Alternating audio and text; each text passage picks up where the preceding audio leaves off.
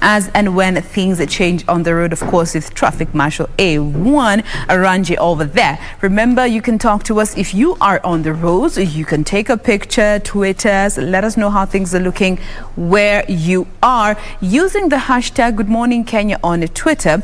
At KBC Channel 1 is how you can reach us. And of course, that is on Facebook, Twitter, and Instagram as well. And of course, do remember to tag me as well. My handle is at Jain Wambui across the socials. So now we want to get into our first health item for the day. We have two set out for you, but this first one is concerning all of us. When we talk about lifestyle diseases, most people are not as aware what we mean when we are talking about lifestyle diseases and also non-communicable diseases. Now, that is what we want to talk about today, and this is meant to be a very informative session. So we welcome you to share with us questions, comments, clarifications, as simple or as grand as they may be. We welcome you to be part of this conversation, and to help us better understand this from a medical standing, we have with us in studio this morning Dr. Miriam Mungai, who is a general physician working with Good Shepherd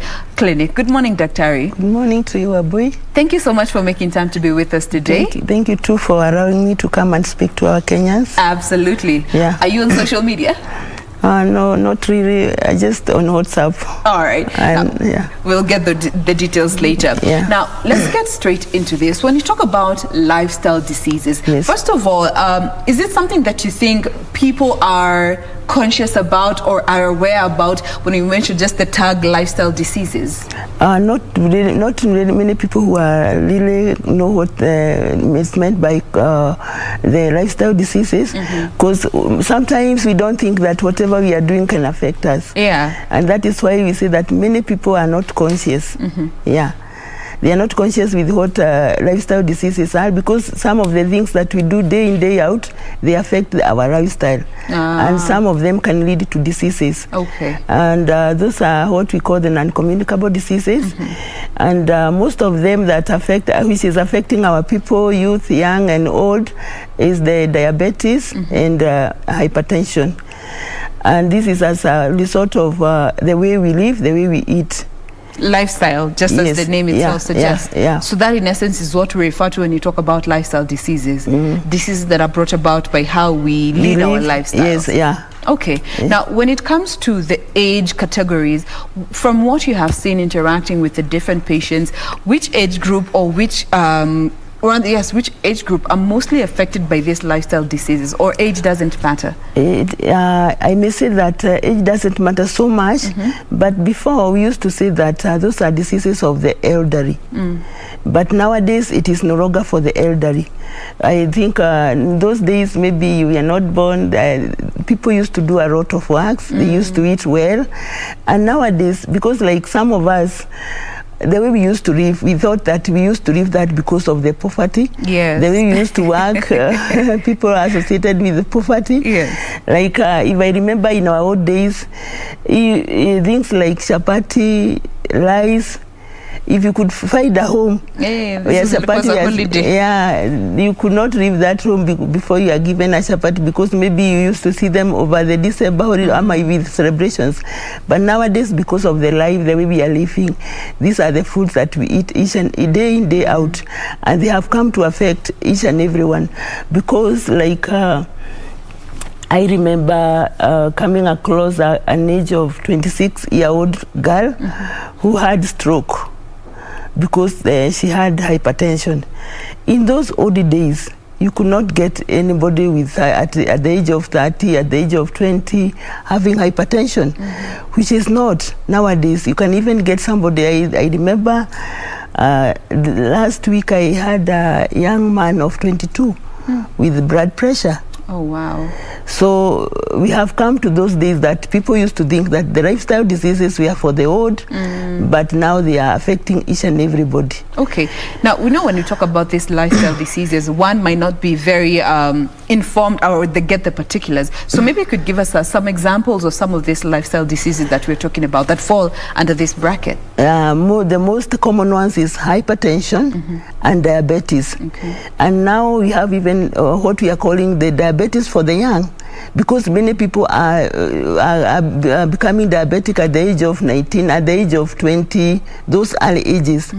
And I would think that our way of living, especially now, like you see, like even before this CBC came, a child was to go to school, read, come in the evening, and there is no a lot of exercise. The way we are feeding our children, because Wambui, you think that you are able to buy chips, you are able to buy meat, you are able to buy spaghetti, so you know, those quick fast food, we call them fast food. We no longer eat those things that our body will benefit from, because like the fast food we eat normally, like I'm sorry. No, it is well. It's okay. Somebody will get it. Don't worry. Yes.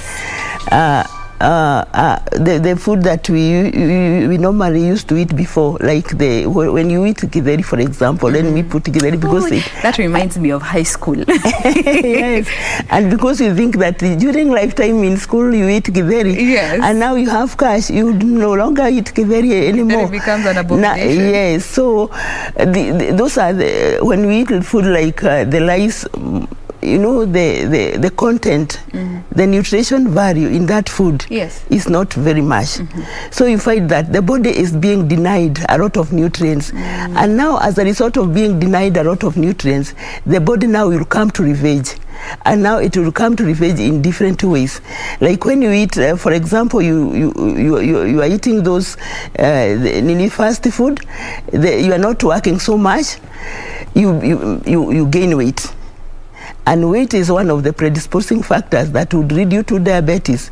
You are not doing a lot of exercise. I want to believe most of us, like nowadays there is the piki, so even if you don't have a car, it picks you from your doorstep to the stage and then to work. And then when you come, there is no much exercise.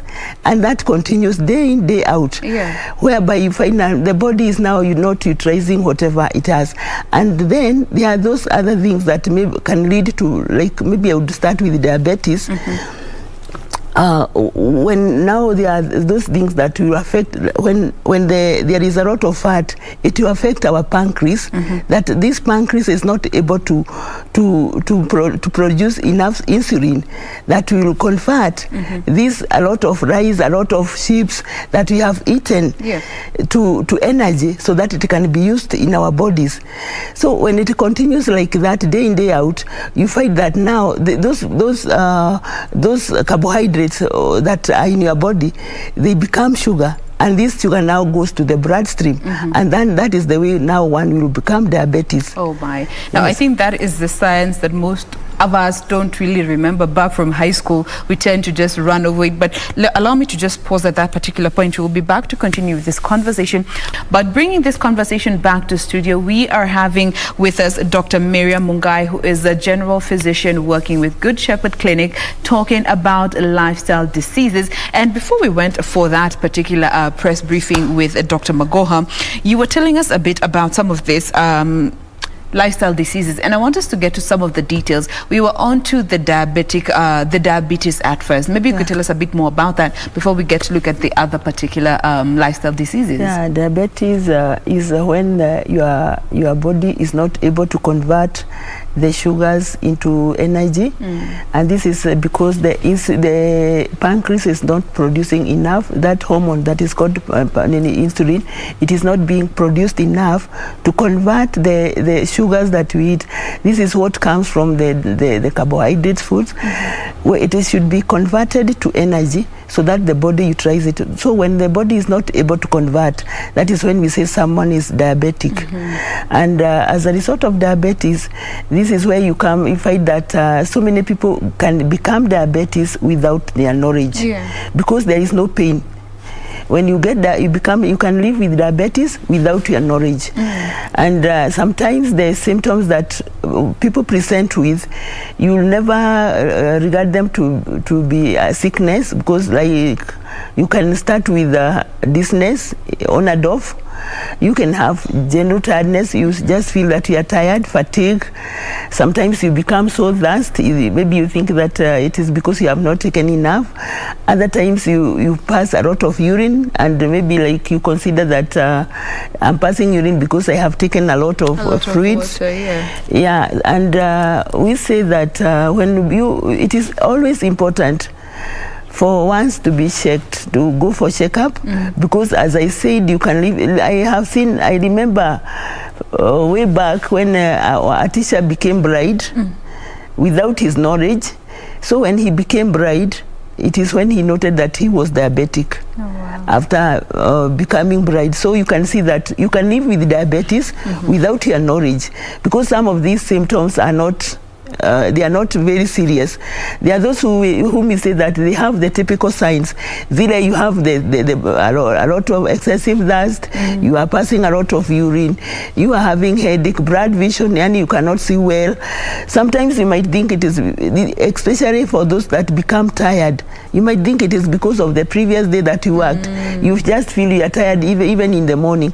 So we say that it is very important for people to go for checkup. It doesn't matter whether you are sick. Yes. Also, there is something else that we consider, that if there is anybody, like if your parents were diabetic, chances are very high, if you're not going to be cautious enough, because you have the genes of the parents, chances are very high that you become diabetic, because there is that hereditary diabetes. Okay. Yeah. All right. Now I love that overview about diabetes, but let's talk a bit about hypertension now, because we are seeing more and more young people reporting cases of high blood pressure, hypertension left, right, and center. But from a medical standing, when you talk about hypertension, what exactly are we covering?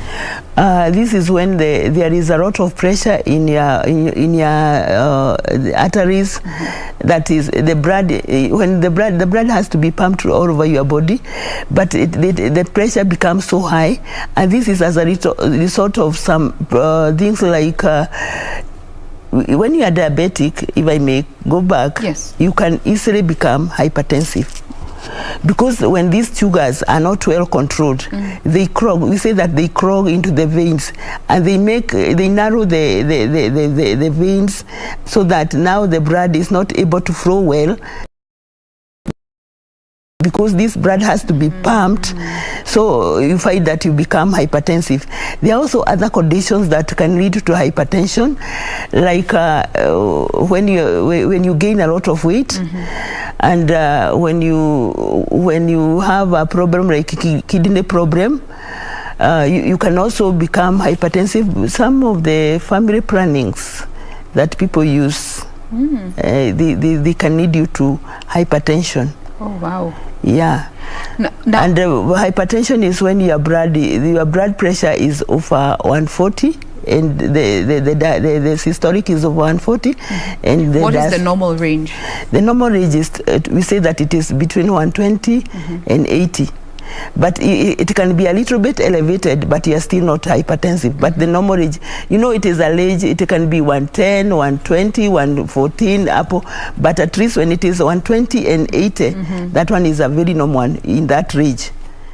Okay. Yeah. So I think we need to also be checking our blood pressure on a regular, just to be able to detect, because that's a silent killer. It is a silent killer, because somebody passes out. And especially because some of the symptoms are headache, numbness. You feel that you are becoming numb. You feel like you are as if you are having tinkling. Pins and needles. Yeah, some needles over your body. There is I had said headache. And sometimes when people get headaches, they are very good at going to over-the-counter medicine. And I would say that if you get a headache, can you just take water first? Just normal water. Because there are some headaches that can come due to lack of enough water. Yeah, dehydration. So if you find that the headache is still persistent, if at all you are not near to any healthy facility, you can maybe buy Panadol or something, but just take once. If you feel that Wambui, you had your headache, you took Panadol or whichever pain reliever you took, and then the headache comes back, kindly you can go for checkup, because these are the ways that we are nursing those problems. You feel that, I remember there is a case that the lady was having headaches day in, day out. You find that the mara moja, those drugs, any painkiller she was taking, all of a sudden when she was working, she fell and she had a stroke. This was hypertension that was causing the headache. And many people do not go for checkup, which is very important. Yes, I would urge that many of us should go for checkup, and especially when you feel like you are not seeing very well, you have on and off headaches, you have numbness, that even general tiredness, you are waking in the morning and you are feeling tired, it's very important that you go for checkup. All right. Yeah. Now, I want us to finally talk a bit about obesity, and I understand this has both a genetic predisposition and a lifestyle cause to it as well. Yeah. Tell us a bit about that. Obesity is when we say that there is what we call the BMI, and the normal BMI is from 18 to 25, and that is when you are taking height and your weight, you age from that.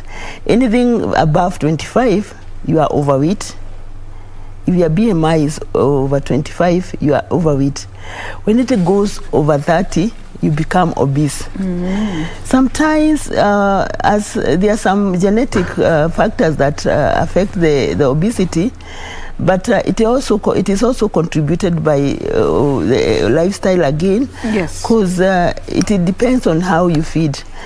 Nowadays we are very good at taking fast food, and as I had said earlier, when you take fast food, the body will search for the nutrients in the food that you have taken, and when there is no nutrients, that food is going to be deposited in your body because now the body does not require it. And this is how we gain weight. And most of the things that, especially the deep fried foods, the red meat, they can really lead you to becoming obesity, depending on how you are eating them. Because there are some people who, maybe we say that when you are feeding meat, at least 3 pieces of those small, the one we cut, when the one you shop, 3 pieces are enough for a diet. Yes. So you don't require to eat a lot of meat, because when you eat, it will not be the body. And the other thing, the meat for meat to be digested, it takes you 3 days.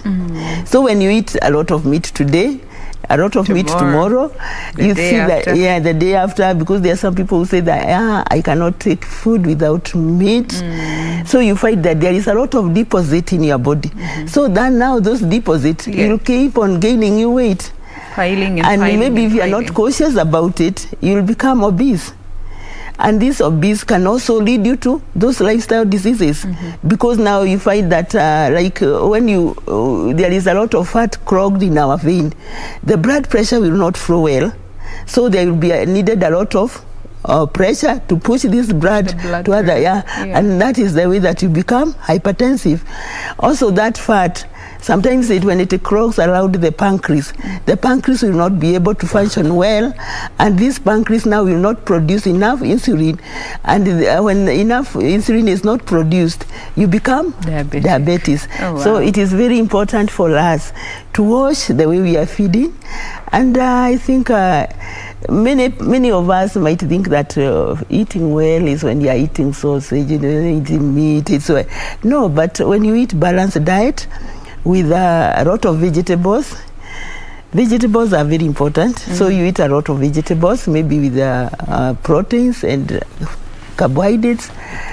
I think that way you're able to go. So nutrition is a key factor when it comes to both being a cause and a solution for some of these lifestyle diseases. Now, tell us a bit about physical activity, because not many of us enjoy, going to the gym, putting in a workout.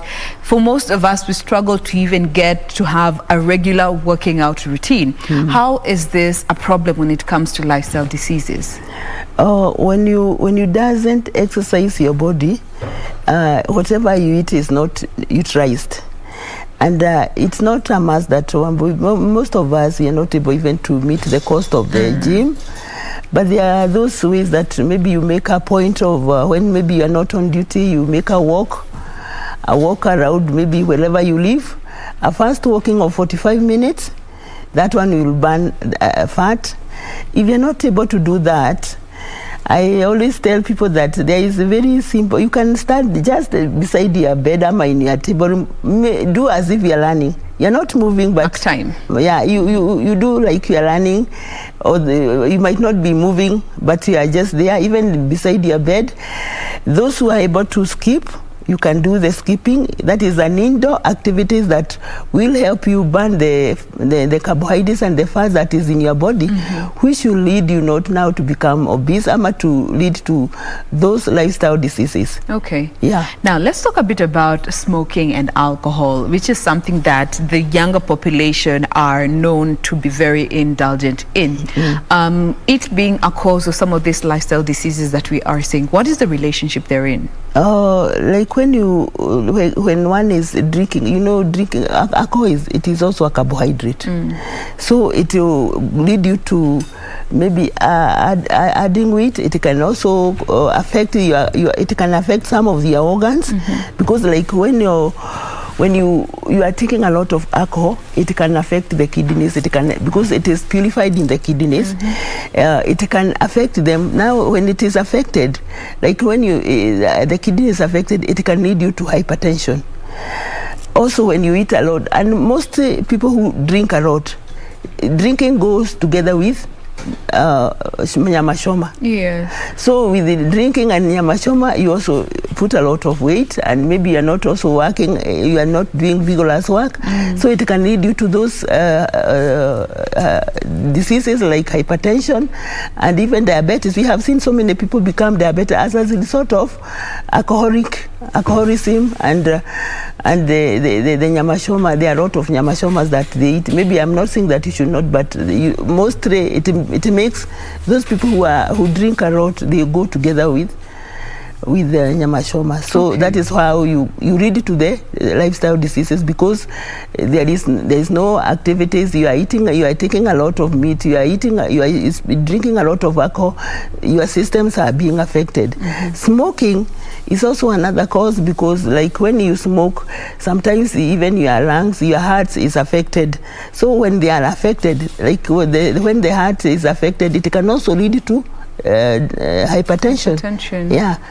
All of them are linked in one way or the other. Yeah. And I was going through an article, and it indicated that lifestyle disorders are a major cause of death in almost every single country due to the long-term ignorance on people's health. And this brings this narrative. When we talk about lifestyle diseases, we still have a part of the population that think this is a Western disease. It's not for the African space. Yeah, it used to be. How can we help deal with this level of ignorance among a huge part of our population to help bring down the numbers when it comes to lifestyle diseases? It used to be, because I remember when those long days when we are studying those, we used to, our definition was they are diseases of the Western country. But they are no longer diseases of, it is here with us. In fact, 46% of the death in our hospitals, it is lifestyle diseases. And there are so many people who die only to be noted after death. This person was killed by diabetes, or this person was killed by 46%. You are taken maybe to the hospital and you are dead, but you have never known that you are diabetic. The reason is the ignorance that is here with us is sometimes there are them that they know they are diabetic, but they feel that they are not going to change their lifestyle.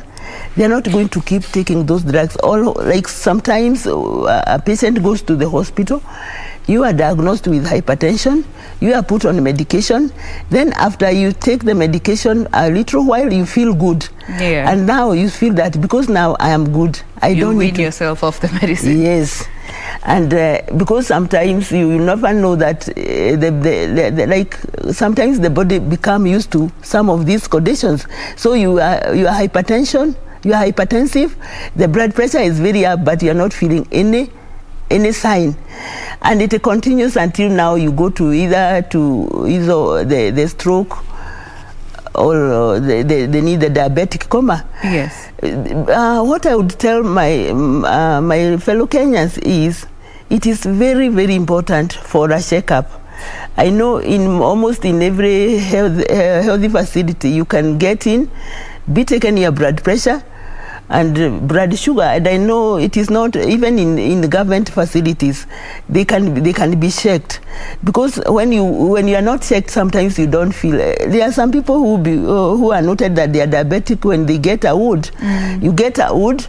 This wound, you are being dressed. The wound is not healing, and then after being checked, you are found that you are diabetic. So it is very important for us to go for regular checkups in our facilities.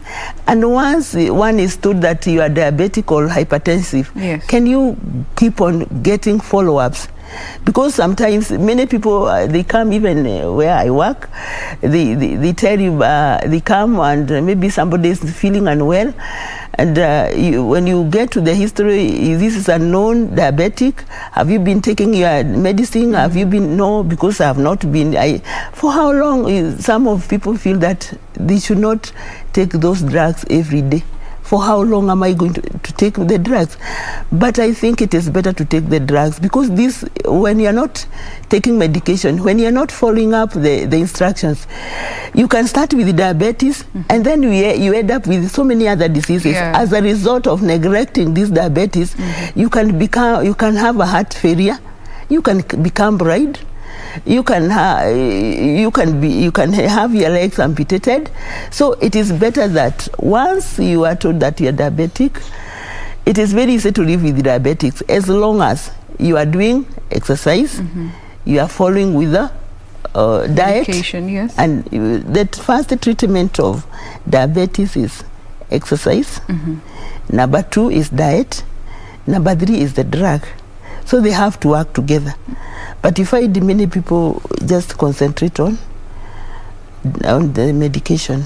Others, they don't concentrate on anything. They just feel that I have taken drugs in many days, I don't need to continue taking them. All right. Yeah. Now, we do hope from this discussion you are better positioned to make some wiser decisions when it comes to your nutrition, your level of physical activity, and what you indulge in your downtime, your leisure time. Remember, all these things that we put in our bodies have to find a way out. And if they don't, they will find a cozy home. Kumbuka, the other day there's a fitness guru who was under a lot of social media bash because he had a placard put up asking people, look at your stomach. Are you happy with it? And so many people had so much to say about that. Guys were saying he's discriminating people based on their bodies. But then again, he went on to explain this is all about our nutrition. True. So make those wise decisions when it comes to your body. Now, we have been speaking with Dr. Miriam Mungai, who is a general physician working with Good Shepherd Clinic. Thank you so much once again for being with us. Yes, thank you so much also for inviting me and shedding the light to our fellow nations. Absolutely. Yeah. Now, we want to take a very quick breather, but we'll be back to continue with the discussions that we have lined up for you. Stay with us. We will be back.